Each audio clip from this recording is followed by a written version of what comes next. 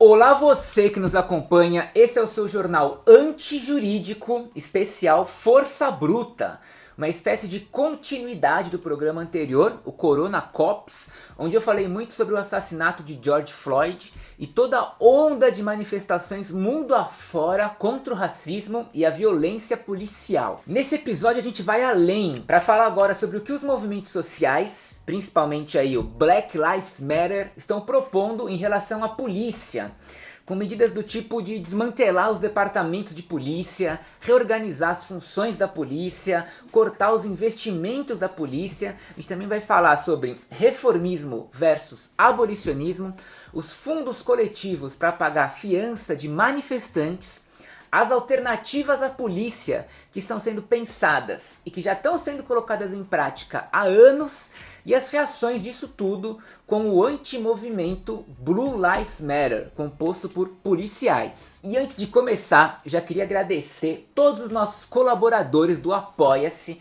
o pessoal que mantém esse jornal antijurídico de pé, contribuindo com quanto podem, pelo tempo que podem, o quanto quiserem, pelo tempo que quiserem, beleza? E também lembrá-los que a gente tem uma parceria com a editora Boitempo, então comprando os livros nesse link aqui, uma parte é destinada a financiar o jornal antijurídico, então todo mundo sai feliz, todo mundo sai ganhando. E também já queria convidar você para se inscrever no canal aqui do YouTube, lembrando que as inscrições hoje estão de graça, tá? Então corre lá e se inscreve, bora começar esse episódio. Pra cima.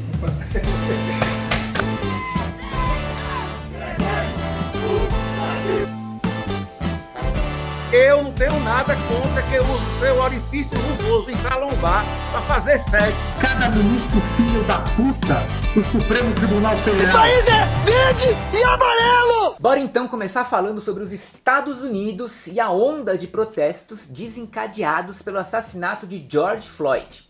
De lá pra cá, os membros do Conselho de Minneapolis prometeram, em um movimento histórico, desmantelar o departamento de polícia da cidade, aquele que a própria população tacou fogo semanas atrás, o que no mínimo diz muito sobre uma relação que existia ali, né? Você gosta aí do trabalho dos policiais do seu bairro?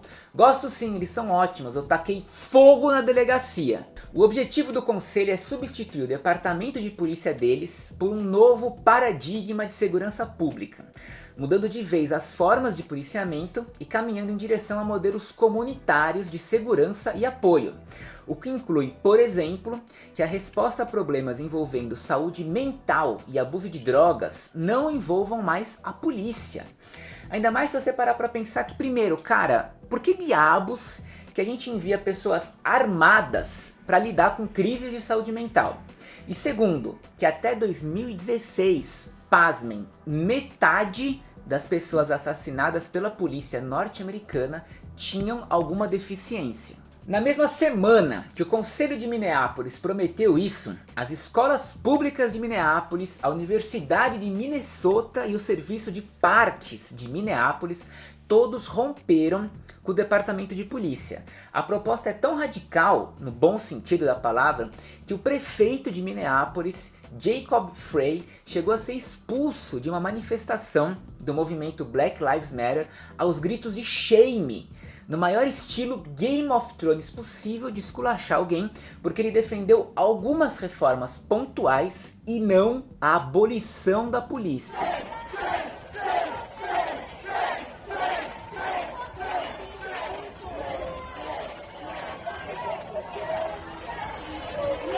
Outro slogan que tem dominado as manifestações do Black Lives Matter é no sentido de cortar os orçamentos da polícia, defund the police. Ou seja, reorganizar as prioridades e investir de fato na solução de problemas sistêmicos, como a questão da moradia, da educação e, em tempos de coronavírus, na saúde e nos auxílios governamentais. Porque pensa, né, sempre que você escolhe financiar a polícia, você opta por não financiar outras coisas. Suas escolhas determinam suas prioridades. Os Estados Unidos gastam mais de 100 bilhões de dólares com polícia todo ano, o que para a maioria das cidades significa, obviamente, um gasto desproporcional em relação a outras necessidades sociais. Necessidades essas que muitas vezes contribuem para o aumento da violência e da criminalidade. Em dezenas de cidades lá dos States, 1 em cada 3 dólares dos contribuintes é gasto no policiamento. Lá em Minneapolis, onde o George Floyd foi assassinado, o policiamento representa 35,8% do orçamento da cidade. Cortar os orçamentos da polícia é sem dúvida uma estratégia abolicionista muito massa, porque o movimento sabe que as polícias e as prisões não vão desaparecer amanhã. Então até lá, no caminho para isso, é super importante a gente buscar medidas que reduzam ao máximo o tamanho, a legitimidade, a autoridade, o poder e o orçamento das instituições do sistema penal. E aí, toda vez que a gente vê um assassinato brutal como o de George Floyd, surgem ondas de protestos e então propostas de reformas na polícia são rapidamente oferecidas pra gente como a solução de todos os problemas. E aqui, como sempre, é preciso a gente ressaltar que qualquer reforma não vai adiantar de muita coisa se a gente não pensar sobre qual é de fato o objetivo da polícia. Isso perpassa a responder necessariamente porque pobres e negros têm um contato desproporcional com ela. Então nosso ponto de partida, antes de qualquer coisa, precisa ser chegar a um consenso sobre o real significado de segurança pública. Minneapolis é inclusive ela mesma um ótimo exemplo de como as reformas são uma péssima ideia. A polícia deles já tinha sido completamente reformada. Os policiais lá são super bem treinados, com cursos de como estabelecer a confiança da comunidade, cursos sobre o uso da força, cursos sobre psicologia social, cursos sobre como ter mais consciência do seu racismo, intervenções não violentas, sistemas de informação para identificar os policiais mais problemáticos, vários anos de aperfeiçoamento, milhões de dólares gastos, e o resultado foi Derek Chauvin, um policial com 15 processos administrativos, ajoelhado por 9 minutos no pescoço de George Floyd pelo suposto uso de uma nota falsa de 20 dólares. Que tal essa reforma para vocês? Quando entra em cena reformismo, parece que a conversa se limita à prestação de contas, diversidade de raça na polícia, reforçar a confiança das comunidades na polícia, treinamentos mais adequados e câmeras nos corpos dos policiais. Esse tipo de coisa que não trata do núcleo do problema, da origem do problema, que é a função da polícia. E outra, vale lembrar que o Derek Chauvin aí nem precisava de uma câmera no corpo. Ele sabia, ele estava vendo que ele estava sendo filmado por várias pessoas. E mesmo assim matou George Floyd a sangue frio. Não seria uma câmera no colete dele que impediria isso, né? Vamos combinar. Inclusive, você pode ter a polícia mais bem treinada do planeta Terra, que se as suas políticas públicas continuarem sendo de guerra às drogas, por exemplo, a sua polícia mais bem treinada do planeta Terra continuará fazendo um papel de merda, atuando em comunidades pobres e prendendo e matando jovens negros, só que fazendo isso com o melhor treinamento do planeta Terra. A polícia norte-americana é o exemplo perfeito disso. São policiais sim, bem treinados, academias de polícia fodas, procedimentos e padrões estabelecidos no país todo, milhares de policiais com experiência militar, de guerra, de Afeganistão, de Iraque, da puta que pariu, para o resultado ser o genocídio do povo negro. Sacou? Todo esse treinamento fodástico da polícia é na verdade parte do problema. Bom, já criticamos bem a polícia, tudo tranquilo até aqui. Agora a gente precisa pensar que quando a pauta da abolição da polícia é levantada, é óbvio que o objetivo real é abolir a polícia. Mas para o movimento, esse slogan também significa radicalizar a discussão, no sentido de radical mesmo, de ir na raiz do problema, que é o fato de que hoje, agora, existem instituições racistas operando e regulando a nossa sociedade, como é o caso da polícia. Daí é comum que a gente comece a brisar nos confins do espaço sideral sobre o que poderia substituir a polícia ou o que poderia substituir algumas das funções da polícia. E cara, você nem precisa se dar o trabalho de criar soluções do zero. Muitas respostas já existem e estão bem debaixo do nosso nariz aqui mesmo, no planeta Terra e inclusive lá em Minneapolis, de onde partiu toda essa onda de protestos. Isso porque em Minneapolis existe a patrulha AIM, que é a sigla em inglês para American Indian Movement Patrol, patrulha do movimento índio-americano, que surgiu em 1968, super inspirada em quem? Nos Panteras Negras.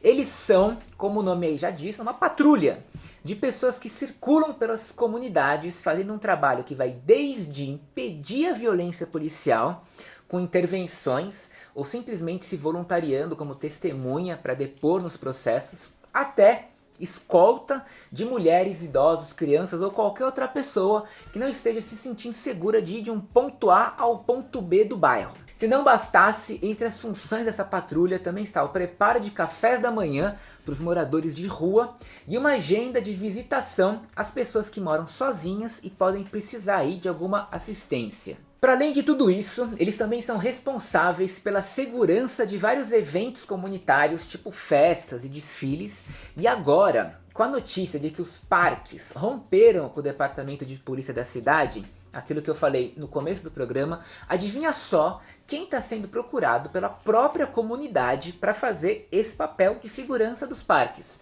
Sem surpresa nenhuma, essa turma aí. Esse grupo se sustenta através de doações e de colaborações voluntárias de pessoas que vendem camisetas para reverter o dinheiro para a patrulha ou serviços como mecânicos que atendem eles de graça. E outra coisa, olha só, durante o toque de recolher, o prefeito Jacob Frey, aquele que você viu sendo expulso da manifestação na cena do Game of Thrones, assinou uma medida isentando a patrulha do toque de recolher para que eles pudessem seguir com o trabalho deles de proteger a comunidade. E para além deles, você precisa estar ligado que a ideia de desmantelar o departamento de polícia de Minneapolis, ela só é possível porque já existem esses tipos de iniciativa por lá. Além da patrulha, os moradores de Minneapolis já preencheram outras várias lacunas do estado.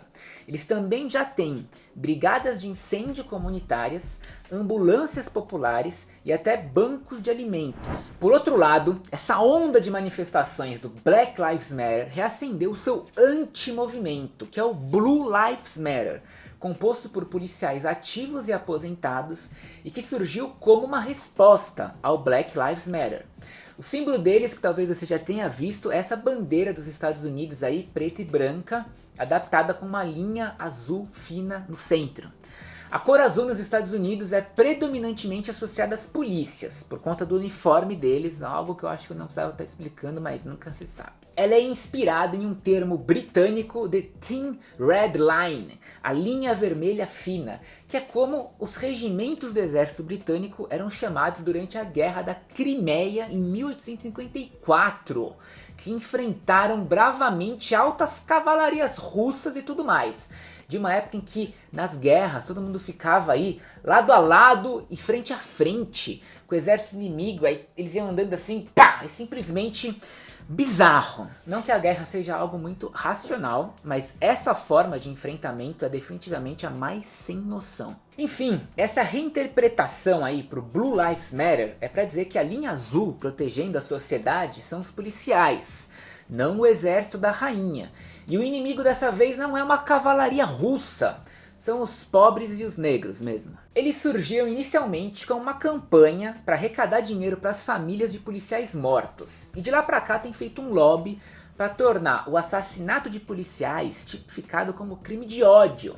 O que é completamente sem noção no crimes de ódio, que inclui raça, identidade de gênero e orientação sexual, você colocar uma profissão. E a profissão polícia ainda por cima.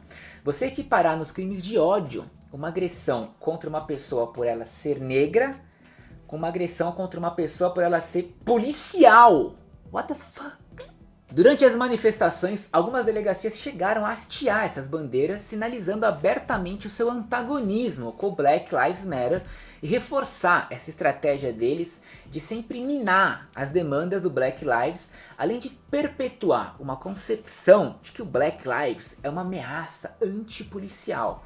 Foi com esse tipo de força aí desse movimento que um dos policiais envolvidos na morte do George Floyd conseguiu arrecadar, via vaquinha na internet, $750 mil para pagar sua fiança e responder ao processo solto. $750 mil é sem sombra de dúvida muito dinheiro, mas a onda de protestos e os mais de 10 mil manifestantes presos nos United States também fortaleceram os fundos de fiança coletivos, que são organizações dirigidas por voluntários, advogados e ativistas que arrecadam dinheiro para quê? Para libertar as pessoas presas sob fiança. Além, é claro, de trabalhar em mudanças estruturais no sistema de fianças para garantir que as pessoas não fiquem presas em razão do tamanho da sua conta bancária. Ou seja, é algo que serve para manter os pobres presos. Para vocês terem uma ideia, o fundo de fianças de Minnesota, o Freedom Fund, já arrecadou mais de 30 milhões para pagar as fianças de manifestantes presos. 750 mil é muito, mas 30 milhões é muito mais. Toda essa repressão violenta nos protestos do Black Lives e essas demonstrações do Blue Lives Matter fazem emergir com mais força críticas sobre como que a polícia não tem lugar no movimento trabalhista. Ainda mais quando a gente para pensar que é essa população negra a mais atingida pela pandemia de coronavírus, tanto pelas consequências econômicas de desemprego e desassistência social, como por serem mais expostos aos riscos, já que para grande parcela não existe esse privilégio de quarentena e isolamento social. As imagens que a gente tem visto de repressão mostram que na verdade a polícia se esforça para ser excluída desse movimento, se caracterizando como uma instituição antitrabalho, também, que não compartilha real oficial dos mesmos interesses da classe trabalhadora. Por isso que ao redor do mundo, onde a polícia é sindicalizada, que não é o caso do Brasil, mas é o caso dos Estados Unidos, há sempre esse debate do quanto que isso é aceitável. São muitos movimentos trabalhistas que se afastam cada vez mais de alianças com sindicatos policiais, justamente por entenderem eles como uma organização que tolera a exclusão, o assédio, o racismo e principalmente o assassinato de trabalhadores. São encaradas, portanto, como organizações inimigas do movimento trabalhista. Inclusive, historicamente, a polícia sempre serviu como uma instituição que opera em nome das elites brancas para garantir que os trabalhadores permaneçam divididos por raça. Não é por acaso que de toda essa raiva da violência policial surge também um acerto de contas com o passado racista, que nem é tão passado assim, se é que é passado, mas principalmente sobre esses símbolos e personalidades espalhados por aí que homenageiam de comerciantes de escravos a colonizadores. E é bom lembrar que isso não é do nada, tá? Óbvio que tem como gatilho os protestos do Black Lives, mas os debates para remover essas estátuas são debates de décadas. E as estátuas continuam aí firmes e fortes, o que significa que esse debate ele vem sendo perdido, né? Até porque ele vem sendo feito dentro de estruturas e instituições que foram projetadas pra gente não ganhar esse tipo de debate. Até o dia que foda-se, bora derrubar a porra dessas estátuas. Que é o que acontece quando você tem um levante histórico contra o racismo no mundo todo acontecendo agora. E o resumo da ópera é que, cara, a polícia, mesmo quando ela faz tudo certo, ela continua sendo uma ferramenta de violência, opressão e controle social. O que por si só já é profundamente problemático. Então o abolicionismo não quer uma polícia mais top, mais amigável, mais humanizada. O objetivo é mesmo uma cidade sem polícia. O que não significa um mundo sem segurança, mas sim novas maneiras de pensar a segurança pública que não envolvam instituições militares com histórico comprovado de racismo e que atuam em defesa do capital. Dúvidas? Para finalizar, puxando a sardinha agora para o ecossocialismo, você também precisa lembrar do papel que a polícia sempre desempenhou na defesa das empresas de combustíveis fósseis. São essas forças policiais que também brutalizam movimentos sociais, ativistas e povos indígenas. Toda a estrutura da polícia, armamento, tecnologia, tudo isso também é usado cotidianamente para defender essas indústrias e o modelo econômico que levou a gente a esse colapso ambiental que a gente está vivendo agora. É isso aí, meu povo. Não se esqueçam de se inscrever no canal. Um abração para todos os colaboradores do Apoia-se. Livros a Boitempo. Até semana que vem. Valeu, falou!